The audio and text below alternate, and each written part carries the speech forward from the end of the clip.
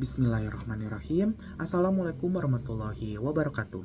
Halo semuanya, perkenalkan nama saya Difteri Terama dengan PM23 10266 dari kelas B. Di sini saya akan mempresentasikan analisis jurnal nasional guna untuk memenuhi tugas mata kuliah kompetisi bisnis dosen pengampu Ibu Dr. Haji Tuti Rastuti, STMH. Langsung saja ke pembahasan. Identitas jurnal. Judul jurnal Analisis Penghapusan Sanksi Pidana Larangan Praktek Monopoli, penulis Desi Apriani, Julherman Idris, Nur Hidayat, dan juga Dwi Yusuf Rafli. Afiliasi Universitas Islam Riau, UIN Sultan Syarif Kasim.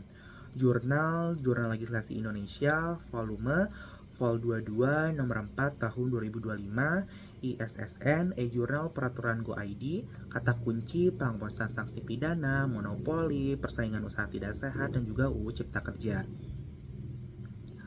Untuk latar belakang dan juga isu hukum, Undang-Undang Nomor 5 Tahun 1999 pada awalnya mengatur dua jenis sanksi dalam hukum persaingan usaha, yaitu sanksi administratif yang menjadi kewenangan KPPU serta sanksi pidana yang diputus oleh pengadilan. Pengaturan ini dimaksud untuk memberikan efek jera sekaligus menjaga kepatuhan pelaku usaha terhadap prinsip persaingan yang sehat. Namun, setelah diberlakukannya Undang-Undang Cipta Kerja, terjadi perubahan signifikan berupa penghapusan sanksi pidana yang sebelumnya diatur dalam pasal 48 dan juga pasal 49. Perubahan ini memadai pergeseran penegakan hukum dari yang semula memadukan aspek administratif dan pidana menjadi lebih fokus pada sanksi administratif. Permasalahan muncul karena di satu sisi sanksi pidana dihapus, tetapi di sisi lain pasal 44 ayat 4 yang membuka kemungkinan perkara persaingan usaha diproses secara pidana tetap dipertahankan. Kondisi ini menimbulkan ketidakkonsistenan norma hukum yang berpotensi membingungkan dalam praktik penegakan hukum. Berdasarkan hal tersebut, muncul beberapa isu kunci yang perlu dikaji lebih lanjut, yaitu apakah penghapusan sanksi pidana merupakan langkah yang tepat, apakah kebijakan ini justru melemahkan hukum persaingan usaha, serta bagaimana konsep ideal yang seharusnya diterapkan agar penegakan hukum tetap efektif dan memberikan kepastian hukum. Untuk selanjutnya ada kerangka teori. Yang pertama ada teori pemidanaan. Ada ultimum remedium pidana sebagai upaya terakhir dan juga ada primum remedium pidana sebagai alat utama. Yang kedua ada deterrence teori atau pencegahan yang dimana hukuman harus memberikan efek jera. Yang ketiga ada teori utilitarian atau dengan tokoh Bentham, yaitu sanksi harus lebih merugikan daripada keuntungan pelanggaran. Jadi, konsep yang penting dalam kerangka teori ini adalah menekankan bahwa efektivitas suatu hukum tidak hanya diukur dari keberadaannya secara normatif, tetapi juga dari kemampuannya memberikan kepastian, keadilan, dan kemanfaatan bagi masyarakat. Ketiga unsur tersebut harus berjalan secara seimbang agar hukum dapat benar-benar berfungsi sebagai alat pengatur dan pelindung dalam kehidupan sosial dan juga ekonomi. Untuk selanjutnya ada metode penelitian dari jurnal ini. Yang pertama ada jenis, yaitu yuridis normatif, fokus pada aturan hukum bukan pada lapangan. Yang kedua ada pendekatan, statute approach, yaitu analisis undang-undang. Yang kedua ada historical approach, yaitu sejarah pembentukan undang-undang. Yang ketiga ada conceptual approach, yaitu teori hukum. Yang selanjutnya ada bahan hukum. Yang pertama ada primer, Undang-Undang Nomor 5 Tahun 1999. Yang kedua ada Undang-Undang Cipta Kerja. Yang ketiga ada KUHP lama dan juga KUHP baru. Yang selanjutnya ada sekunder, jurnal ilmiah, literatur hukum, dan juga data KPPU. Untuk selanjutnya ada sejarah dan perkembangan sanksi pidana. Pada tahap awal RUU tahun 98, sanksi pidana dirancang sangat berat dengan ancaman penjara hingga 10 tahun sebagai bentuk deterrent effect terhadap praktik monopoli.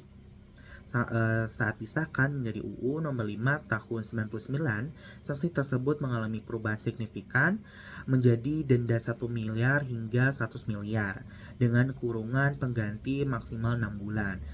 Setelah berlakunya Undang-Undang Cipta Kerja UU Nomor 6 Tahun 2023, sanksi pidana pokok dan tambahan dihapus, menyisakan hanya ketentuan terbatas terkait kewajiban memenuhi panggilan KPPU.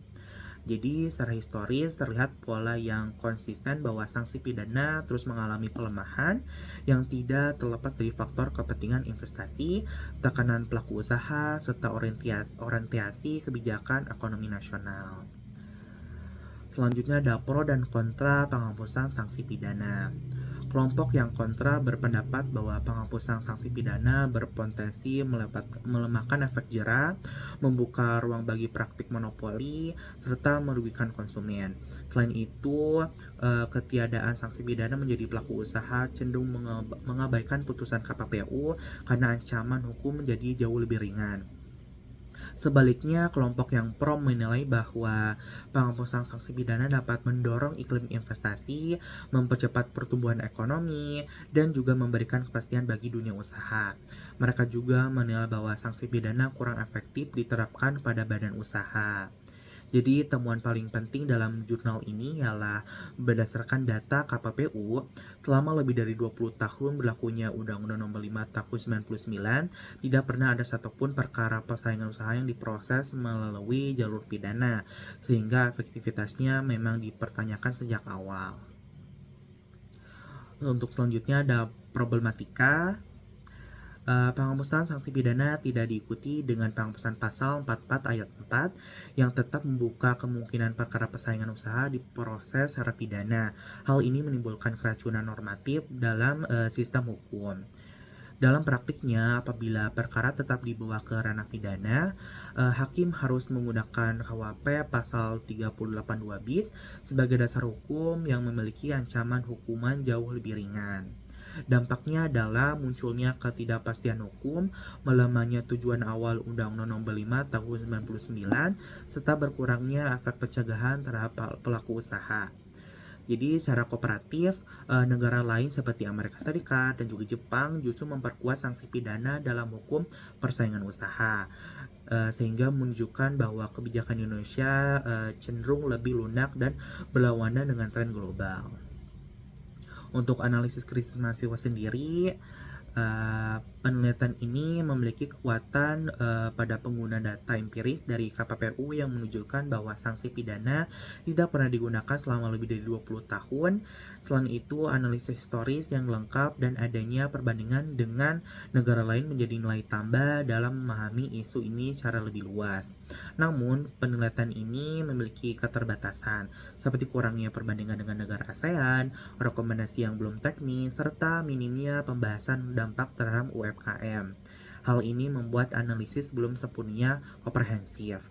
Jadi, secara kritis, masalah utama terletak pada ketidakkonsistenan aturan hukum, sanksi pidana dihapus, tetapi mekanisme pidana masih ada, sehingga menimbulkan ketidakpastian. Di sisi lain, sanksi yang lebih ringan juga berpotensi mengurangi efek jera, meskipun faktanya pidana sebelumnya tidak pernah digunakan.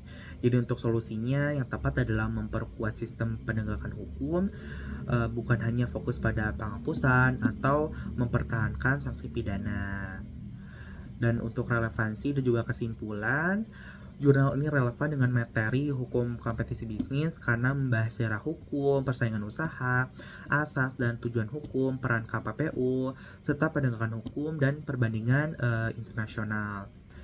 Dan jadi untuk kesimpulan dari jurnal ini, penghapusan sanksi pidana menimbulkan keracunan hukum karena tidak diikuti dengan konsistensi antar pasal.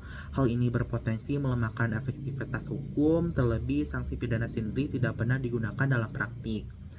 Oleh karena itu, diperlukan sinkronisasi aturan, penguatan kewenangan KPPU, serta sistem sanksi yang lebih tegas dan efektif agar penegakan hukum persaingan usaha tetap berjalan dengan optimal.